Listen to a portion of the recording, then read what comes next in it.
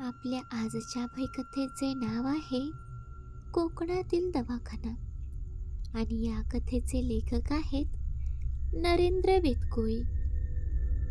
चला तर मग कथेला सुरुवात करूया.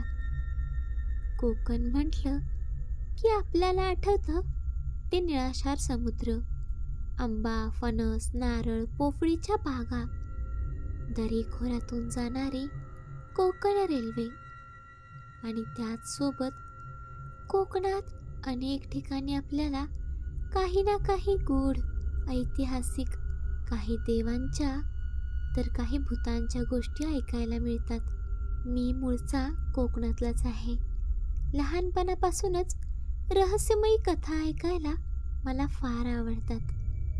त्यामुळे गावी गेलो की माझं आवडीचं काम म्हणजे एखाद्या अनुभवी व जुन्या जाणकार लोकांची भेट घेऊन त्यांच्याकडून गावच्या इतिहासाबद्दल, काही जुन्या घटनांबद्दल किंवा असाधारण घटनांबद्दल जाणून घेणे.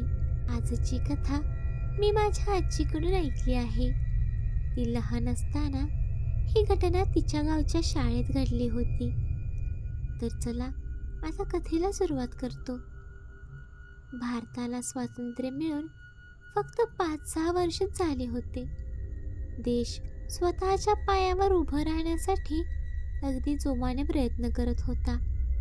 त्यातच गांधीजींच्या बोलण्यानुसार जर देशाची प्रगती करायची असेल तर ग्रामीण भागाचा विकास करा. गावोगावी अनेक नवीन योजना राबवण्यात येऊ लागल्या. त्याच योजनेअंतर्गत त्यावेळी गावामध्ये प्रथमच एक प्राथमिक रुग्णालय चालू झालं. या इस्पितळाचा मुख्य हेतू हा गावातील गर्भवती महिलांना प्रसूती दरम्यान योग्य उपचार देणे हा होता. कारण गावाची पूर्वीची स्थिती फार बिकट होती. सर्व रोगांचे निदान हे काही घरगुती उपायांनीच होत असे. अगदी प्रसूतीसाठी जुनीच पद्धत वापरली जात असे. त्यामुळे अनेकदा हे आई आणि बाळ अशा दोघांना पण धोकादायी ठरत असे. गावात रुग्णालय चालू झाल्यावर सुरुवातीला लोक तिथे जाण्यास तयार नव्हते. त्यामुळे अगदी शेवटच्या क्षणी जेव्हा परिस्थिती हाताबाहेर जात असे तेव्हा लोक रुग्णालयात धाव घेत असत. असेच प्रसूती दरम्यान काही कॉम्प्लिकेशन्स आल्या की लोकांना डॉक्टरची आठवण येत असे. लोकांच्या अशा हलगर्जीपणामुळे डॉक्टर सुद्धा कधी कधी रुग्णांचा जीव वाचवण्यासाठी काहीच करू शकत नव्हते. सुरुवातीला तर उशिरा उपचारामुळे इस्पितळात आणि आवारात अनेक गर्भवती महिलांचा मृत्यू झाला होता. असे म्हणतात की अशा प्रकारे जर गर्भवती स्त्रीचा मृत्यू झाला तर त्या स्त्रीचा आत्मा सहजासहजी मुक्त होत नाही आणि अशा अतृप्त आत्म्याला हडळ बोलले जाते. हे भूतांच्या प्रकारातील सर्वात वाईट भूत मानले जाते. असेच काही महिने उलटून गेले होते आणि मग रुग्णालयातील कर्मचारी आणि रुग्णांना रात्रीच्या वेळी विविध अनुभव येऊ लागले. कधी रडण्याचा आवाज तर कधी गुरगुरण्याचा. कधी कधी तर रुग्णालयात ॲडमिट असणाऱ्या गर्भवती स्त्रियांना आणि नुकत्याच बाळंत झालेल्या स्त्रियांना अनेक भास होत असत. जसे काही कोणीतरी त्यांच्याकडे रागाने बघत आहे, कोणीतरी त्यांच्या बाळाला नेण्याचा प्रयत्न करत आहे. डॉक्टर सुद्धा तिकडे रात्रीच्या वेळी जाण्यास घाबरत असत. लोकांनी देखील तिकडे जाणं सोडून दिलं होतं. त्यामुळे अगदी वर्षभरातच ते रुग्णालय बंद करण्यात आलं. असेच 5-6 वर्ष निघून गेली. गावातील कोणीही तिकडे जात नसे. अगदी सकाळच्या वेळी सुद्धा एखाद्याची गुरे चुकून चालत तिकडे गेली तर तो गुराखी देखील तिकडे जाण्यास धजावत नसे. हे रुग्णालय तसे गावापासून 5 मिनिटाच्या अंतरावर होते आणि ते थोड्या उंच भागावर बांधले होते. आजूबाजूला रान वाढले होते. दाट झाडी झाली होती. रुग्णालयाची वास्तू अगदी भकास झाली होती. काही वर्षांनी गावी एक नवीन, तरुण व निर्भीड अशा कलेक्टरची नियुक्ती झाली. एकदा गावच्या समस्यांबद्दल बोलताना त्याला गावी शाळा आणि इतर सुविधांचा अभाव असल्याचे कळले. तेव्हा त्याने गावी नवीन शाळा बांधण्यासाठी जागा शोधण्याचे काम सुरू केले. तेव्हा त्याला त्या सरकारी जागा आणि त्यावरील त्या जुन्या रुग्णालयाबद्दल समजलं. त्याने माहिती मिळवली असता जुन्या झालेल्या सर्व प्रकारांबद्दल त्याला कळलं. यातून गावी शिक्षणाचा सुद्धा किती अभाव आहे हे त्याला पटलं. त्याने लगेच त्या जुन्या रुग्णालयाच्या जागी एक सुंदर शाळा बांधायचं ठरवलं. शाळेचे बांधकाम चालू असतानाच अनेक अडथळे आले, पण त्या कलेक्टरने जिद्दीने 2 वर्षातच त्या शापित जागेवर एक सुंदर ज्ञानाचे मंदिर उभारले. लोक सुरुवातीला आपल्या मुलांना तिकडे पाठवायला तयार नव्हते, पण नंतर कलेक्टरच्या अथक प्रयत्नांनंतर आणि शिक्षणाचे महत्त्व पटवून दिल्यानंतर लोक आपल्या मुलांना शाळेत पाठवायला तयार झाले. पण गावातील लोकांची एक अट होती. संध्याकाळी 6 वाजेपर्यंतच शाळा चालू ठेवायची. कलेक्टरने ती अट मान्य केली आणि मग गावात नवीन शाळा सुरू झाली. त्या शापित जागेवर आता ज्ञानाचे पाठ गिरवण्यात येऊ लागले. पण ते सारे अजून थांबले नव्हते. संध्याकाळी शाळा बंद केल्यानंतर विशेषतः अमावस्येच्या रात्री अनेक घटना शाळेत घडायच्या. जसे की बेंच अस्ताव्यस्त होणे, फलकावर काहीतरी गिरपटले जाणे. पण कलेक्टरने या सर्व गोष्टींकडे दुर्लक्ष केले. त्या चांगल्या कामात विघ्न येऊ नयेत म्हणून त्यांनी खूप प्रयत्न केले. तसेच शाळा ही सकाळ ते दुपार या वेळेतच चालू असे. त्यामुळे मुलांना देखील काही त्रास होत नव्हता. तसेच गावातल्या लोकांनी ठेवलेल्या अटीनुसार संध्याकाळी कोणीही तिकडे थांबत नसे. असाच काही काळ उलटून गेला. कलेक्टर साहेबांनी गावात अनेक विकासाची कामे केली. त्यांची सुद्धा आता दुसऱ्या गावी बदली झाली होती. शाळा वगैरे सर्व त्यांच्या नियोजित वेळेनुसार व्यवस्थित चालू होते. अशात काही महिन्यांनी शाळेत विद्यार्थ्यांची संख्या वाढल्यामुळे काही नवीन शिक्षकांची शाळेत भरती सुरू करण्यात आली. त्याच भरतीमध्ये खानदेशातून आलेल्या आणि नुकत्याच शिक्षकी पेशात आलेल्या सुरेश, भिकाजी, निलेश आणि सुनील अशा 4घांची निवड करण्यात आली.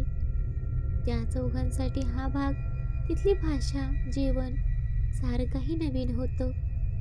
गावातच एका किराणा मालाच्या दुकानाच्या मागचा रिकामा भाग त्यांना घर म्हणून भाड्याने मिळाला होता. गावात शिक्षक म्हणून तसा त्यांना मान होताच. ते 4घे देखील गावात अगदी सर्वांसोबतच गुण्यागोविंदाने राहत असत. कधी कोणाला काही लागलं तर नेहमी पुढे जात असत.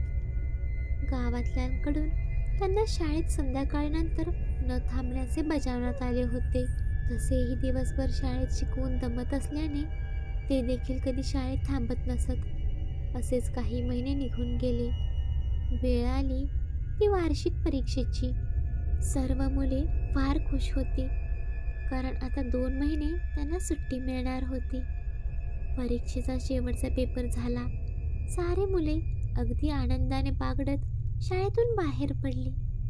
परंतु आता खरी परीक्षा ही शिक्षकांची चालू होणार होती, कारण त्यांना दिलेल्या निकालाच्या तारखेआधी प्रगती पुस्तक तयार करायची होती.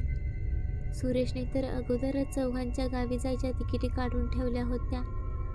त्यामुळे पटापट प्रगती पुस्तकांचं काम आटपायचं असं 4घांनी ठरवलं.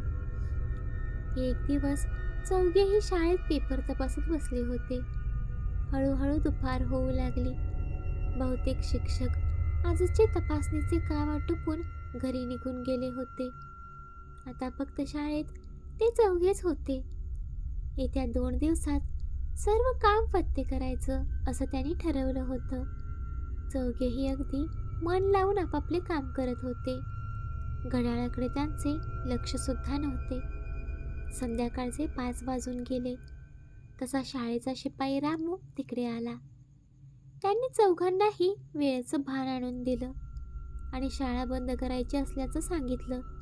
6 वाजल्यानंतर इकडे कोण थांबत नाही याची देखील आठवण करून दिली. पण त्यांना काही करून काम संपवायचेच होते. आणि तसाही त्या चौघांचा या गोष्टींवर विश्वास नव्हता.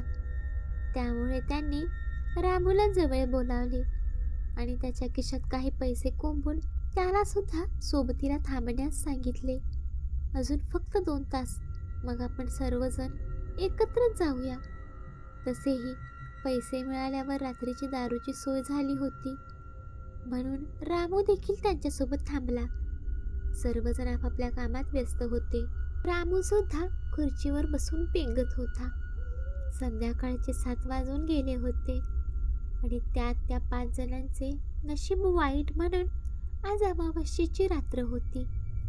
तसेच गावात तेव्हा विजेचा सुद्धा काही भरोसा नव्हता आणि चक्क त्या दिवशी सुद्धा शाळेत वीज नव्हती. ते कंदिलाच्या प्रकाशात काम करत होते. पेपर तपासत असताना सुनीलची नजर दरवाजापाशी गेली. कोणीतरी एक बाई आपल्या छोट्या बाळाला कडेवर घेऊन काहीतरी खाण्यासाठी मागत असल्याचे त्याला त्या बाहेरच्या काळोखात जाणवले. सुनीलने बाकीच्यांना देखील निदर्शनास आणून दिले. सुरेश बोलला, अरे असेल कोणतरी गावातली गरीब बाई, उपाशी असेल म्हणून खायला मागत असेल. असे म्हणून त्यांनी आपल्या दुपारच्या जेवणातील उरलेली चपाती आणि भाजी रामूकडे दिली आणि तिला देऊन यायला सांगितले. रामू डोळे चोळतच उठला आणि तो बाजूला ठेवलेला कंदील घेऊन दरवाजाच्या दिशेने जाऊ लागला. कंदिलाच्या प्रकाशात त्याने दरवाजात बघितले तर तिकडे कोणीही नव्हते.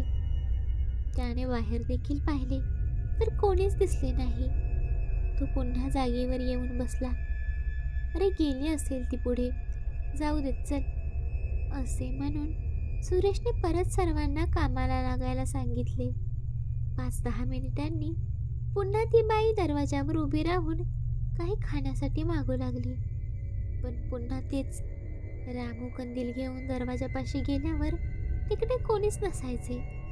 असा प्रकार अगदी 3-4 वेळा घडला. शेवटी 5व्यांदा सुनीलने रागातच विचारले, कोण आहे तिकडे? जेवण हवे आहे तर मग घ्या ना, असे म्हणून तो स्वतःच दरवाजापाशी गेला. तेव्हा जणू काही हवेत विरघळावी तशी ती स्त्री आपल्या बाळासोबत कुठेतरी विलीन झाली. सुनील जरा घाबरलाच होता. त्याने बाकीच्यांना देखील ही गोष्ट सांगितली, पण सुरेश आणि बाकी दोघांचा त्यावर विश्वास बसत नव्हता. बाई अशी कशी हवेत गायब होईल? रामूला मात्र हे सगळं काय चालू आहे ते कळलं होतं. त्याने सर्वांना इकडून लवकर निघूया असे सांगितले, पण सुनील सोडून कोणीच त्याचं ऐकलं नाही. अरे थोडंच काम बाकी आहे, काही नाही होणार, तुम्हाला भास झाला असेल, सुरेश बोलला. काही काळ असाच गेला. ती बाईसुद्धा बराच वेळ दिसली नाही. बघ बोललो ना मी, गावातली बाई असणार म्हणून उगाच घाबरता तुम्ही राव, सुरेश बोलला. त्याचं बोलणं थांबतं तोच तो ज्या खिडकीजवळ बसला होता तिकडून बाहेरच्या बाजूने कोणीतरी बाई हुंदके देत रडण्याचा आवाज त्याला येऊ लागला. आता मात्र सुरेशसुद्धा जरा घाबरला होता. त्याने हळूच खिडकीबाहेर डोकावून बघितले. त्याने जे पाहिले ते पाहून त्याचे जणू डोळेच फिरले. तो जागच्या जागी बेशुद्ध पडला. बाकीच्याने त्याला सावरले. आता सर्वांनाच तो आवाज आला होता. त्यांनी बाहेर पाहिले तर जणू त्यांची दातखिळीच बसली. तोंडातून एकही शब्द निघत नव्हता, कारण एक स्त्री बाहेरच्या झाडापाशी बसली होती आणि तिच्या हातात एक बाळ होते. पण त्या बाळाला फक्त धड होते, मुंडके नव्हतेच. मान खाली घालून ती नुसती रडत होती. हळूहळू आवाजाची तीव्रता वाढत होती. आणखी काही जणींचे रडण्याचे किंचाळण्याचे आवाज त्यांना येऊ लागले. बाहेर जे काही घडत होते ते बघून ते जागीच स्तब्ध झाले. अचानक त्यांना बाजूने गुरगुरण्याचा आवाज ऐकू येऊ लागला. त्यांनी पाहिले तर मघाशी बेशुद्ध झालेला सुरेश त्यांच्याकडे रागाने बघत होता. त्याचे डोळे पूर्णपणे सफेद झाले होते आणि तो वेगळ्या आवाजात नाही सोडणार असे सारखे सारखे बोलत होता. बिथरलेल्या अवस्थेतच त्या चौघांनी कोपऱ्यात लावलेल्या देवाच्या फोटोकडे धाव घेतली. तोच त्यांच्या मागे येणारा सुरेश खाली कोसळला. जणू काही आताच त्याच्या शरीरातून काहीतरी बाहेर पडले असावे. त्यांनी क्षणाचाही विलंब न करता सुरेशला सावरत तिथून पळ काढला. पाठीमागून अनेक रडण्याचे, किंचाळण्याचे आवाज येत होते, पण त्यांनी अजिबात पाठीमागे न बघता थेट किराणा मालाचे दुकान गाठले. दुकानात पोचल्यावर 5ही जण तिकडेच खाली पडले. दुकानात असलेल्या काही गाववाल्यांनी त्यांना सावरले आणि पाणी दिले. कोणीही काहीही बोलायच्या मनस्थितीत नव्हते. 5ही जणांना कडकडून ताप आला होता. तसेच गावातील वैद्याला बोलवण्यात आले. दुसऱ्या दिवशी सकाळी जरा बरे वाटल्यावर त्यांनी गावातल्यांना झालेल्या प्रकाराबद्दल सांगितले. सर्वजण त्यांच्यावर खूप रागावले होते, कारण इतकं बजावून सुद्धा संध्याकाळी 6 नंतर ते शाळेत थांबले होते. नंतर त्यांनी एक समजूत म्हणून गावातील पुजाऱ्याला बोलवले आणि त्या सर्वांवरून नारळ ओवाळून तो नारळ वेशीच्या बाहेर टाकून दिला. काही दिवसांनी बरे वाटल्यावर आपले काम आटोपून चौघेही आपल्या गावी निघून गेले. ते कायमचेच. ते परत आलेच नाहीत. त्यानंतर काही वर्षांनी गाववाल्यांच्या सततच्या पाठपुरवठ्यानंतर ग्रामपंचायतीने ती जुनी शाळा कायमची बंद करून गावातच दुसऱ्या जागी नवीन शाळा बांधण्याचे काम चालू केले. पुन्हा काही वर्षांनी तिकडे पोस्ट ऑफिस, टेलिफोन ऑफिस चालू झाले, पण ते सुद्धा तिकडे फार काळ टिकले नाही. वर्षभराच्या आत ते सुद्धा बंद पडायचे आणि ती जागा अजूनही तशीच पडीक आहे. त्यामुळे सहसा कोणी तिकडे जातही नाही.